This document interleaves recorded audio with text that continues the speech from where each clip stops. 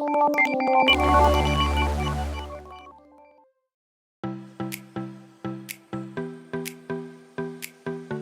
day, students! How are you today?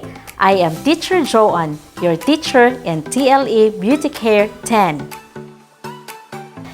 Before our session begins, let me remind you of the following. Number 1, listen carefully. Number 2, avoid unnecessary work while the lesson is going on. And number 3, if you don't understand some of the questions, you may ask your parents, guardians, elders, or call your teacher for more clarification after the session. Today is another day for a very interesting topic. This topic is very useful for men and women, thus may help them ease problems on having unwanted hairs on the body. Today, we will be learning the following. Letter A, identify the tools, materials, equipment, and personal protective equipment to be used in temporary hair removal. Letter B, choose the essential tools, materials, equipment, and personal protective equipment to be used in temporary hair removal. Letter C, appreciate the importance of using the right tools, materials, equipment, and personal protective equipment in temporary hair removal. Before I start, let us have a review. Can you still recall our previous lesson? Let us see. Take a look at the pictures. Identify how many tools, equipment, materials, and personal protective equipment you can still remember in your nail care class. Number 1, nipper. Tool. Correct. Number 2, nail cutter. Tool. Correct. Number 3, timer. Equipment. Correct. Number 4, apron. Personal protective equipment. Correct. Number 5, alcohol. Material. Very good. Number 6, cotton. Material. Very good. Since you all remembered our previous lesson, let us proceed now to our exciting topic. To start, please get a piece of paper and a pen to write down your answers. I will give you 5 minutes to answer the following questions.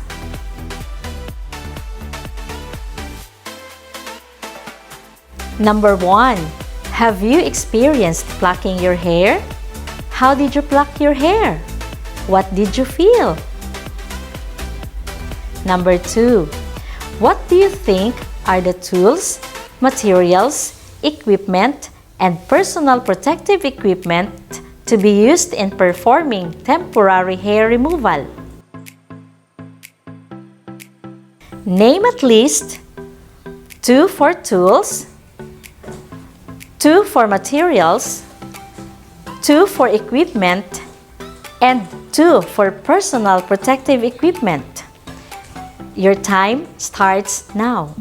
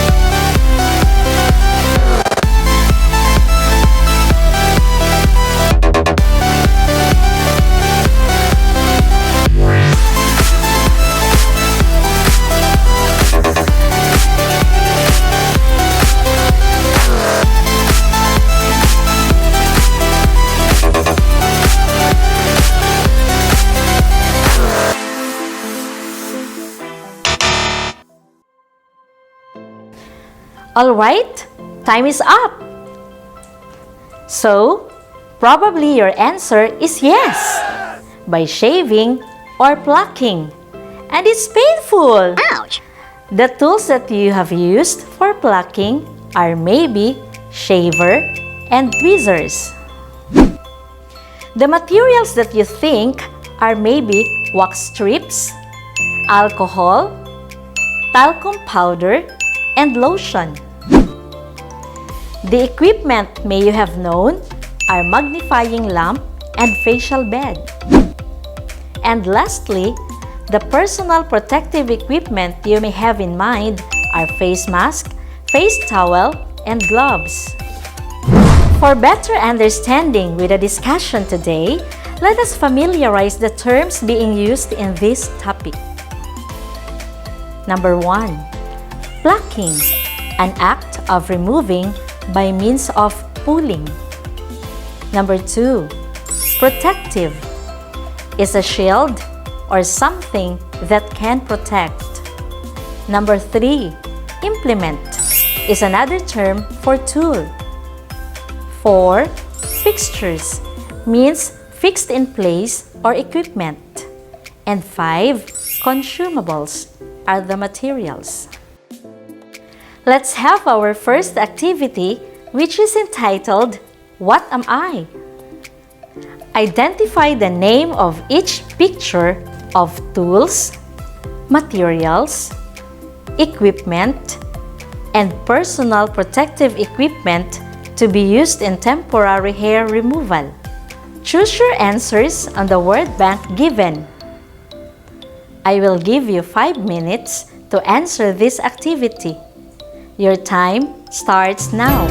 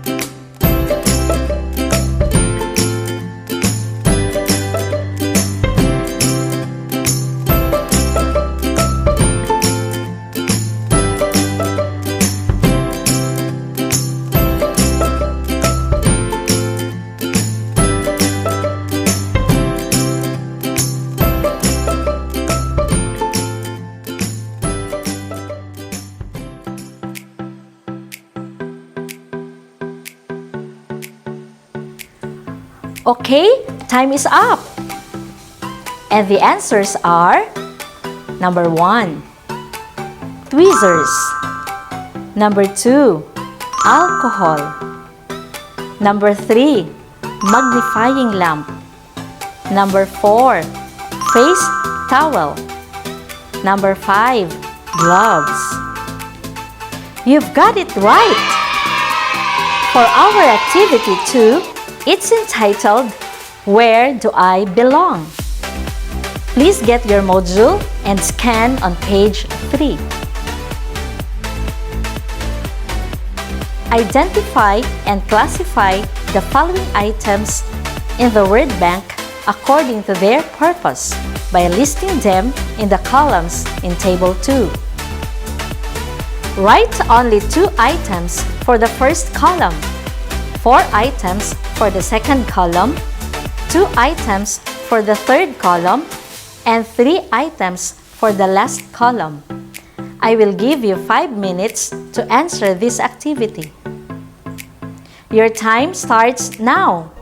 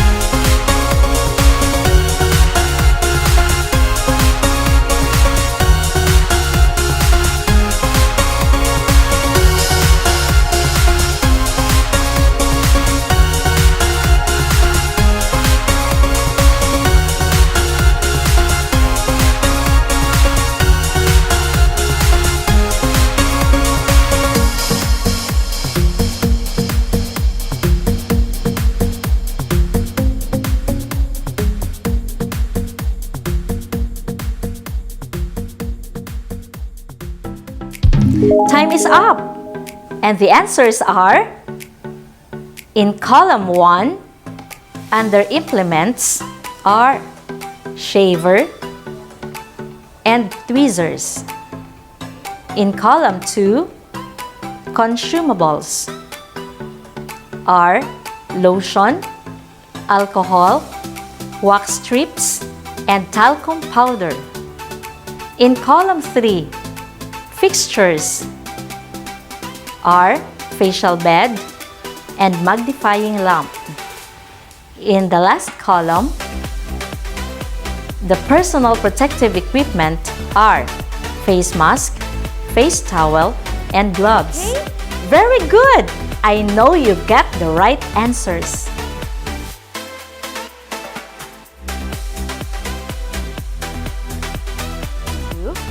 We need to choose the right tools, materials, equipment, and personal protective equipment to ensure an accurate and satisfying service. Removing temporary and unwanted hair helps boost your self-esteem and body image. However, not all unwanted hairs are advisable to remove. There are essential tools, materials, equipment, and personal protective equipment to be used when removing temporarily our hair. These are the following. For tools, number 1, shaver, a tool with a sharp blade or an electric device used to remove hair from the surface of your skin. Number 2, tweezers. These are small tools used for picking up objects or pulling short hair from the body. For materials, number 1, shaving cream. It creates a thin layer of protection between the blade and the skin. Number 2, alcohol. It is used as disinfectant that prevents the spread of virus. Number 3, wax strip, a strip of adhesive cloth. And number 4, talcum powder. It absorbs moisture. For equipment, number 1, facial bed. This is the equipment where you let the customer lie down while doing the treatment. Number 2, magnifying lamp. It is an essential tool for viewing smaller details and helps in reducing eye strain and preventing vision fatigue. For personal protective equipment, number 1, face mask. It is a protective face covering, especially for the nose and mouth, and to protect the face from chemical exposure. Number 2, face towel. A small towel used to dry the face and used as bib. Number 3, gloves. It is a hand covering which protect you from dirt and harm from chemicals and contamination. Did you learn something from our session today? I know you do. This time, we will have a short evaluation or a quiz. Get a 1 sheet of yellow pad paper and write your name, grade, and section. Indicate also the subject, TLE, and your specialization, beauty care, at the middle below your name. Let us read the questions together and write the letter of the correct answer on your answer sheet. I will give you 10 seconds for each question to answer. Are you ready? Number 1.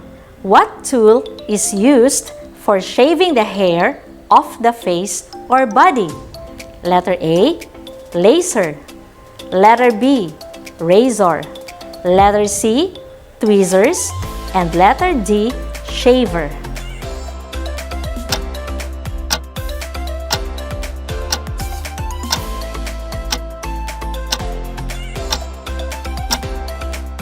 Letter D, shaver. Number 2. The following are materials to be used in temporary hair removal except letter A, wax product, B, shaving cream, C, moisturizer, and D, facial bed.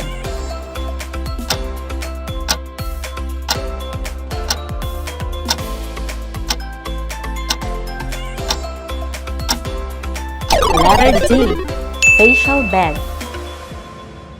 Number 3, which do you think is the equipment to be used when you want to view smaller details in performing hair removal to clients? Letter A, facial bed. Letter B, trolley. Letter C, magnifying lamp. And letter D, alcohol.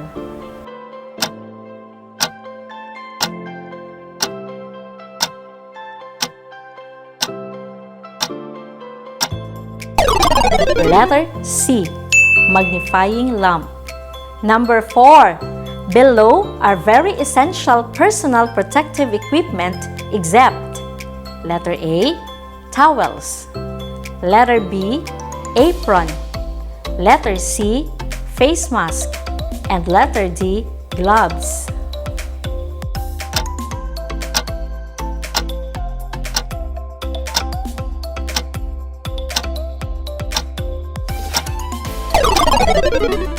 Letter B, apron. Number 5, why choose the right tool, materials, and equipment when performing temporary hair removal? Letter A, to return the client's generosity. Letter B, to ensure an accurate and satisfying service. Letter C, to pamper the clients. And letter D, to attract the clients.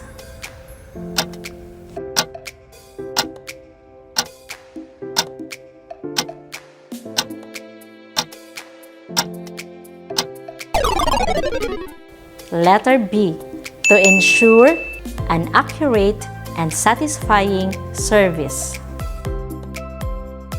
Very good! You really did a good job. I hope this lesson will help you a lot, especially when choosing the right tools, materials, equipment, and personal protective equipment when performing temporary hair removal. Thank you for watching. See you on our next session. May God bless you and goodbye.